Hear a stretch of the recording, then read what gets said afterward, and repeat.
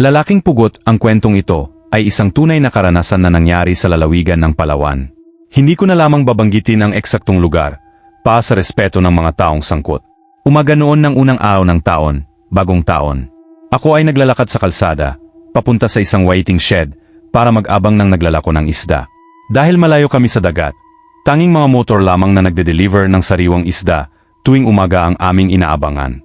Habang naglalakad, hindi ko maiwasang mapatingin sa burol kung saan nakatayo ang simbahan sa aming lugar. Doon ko nakita ang isang tao, nakasuot ng puting shirt at puting maong pants. Ngunit sa kabila ng liwanag ng umaga, isang bagay ang bumalot sa akin ng hilakbot. Wala siyang ulo. Napakibit balikat na lang ako noon. Inisip ko, baka epekto lamang ng makapal na hamog ng umagang iyon.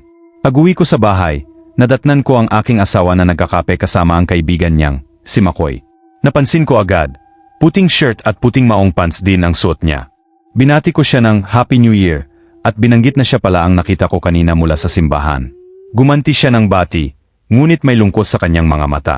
Sabi niya, nanggaling siya sa simbahan, humingi ng tawad sa Diyos sa mga nagawa niyang kasalanan. Matapos magkape, nagpaalam si Makoy na alis na.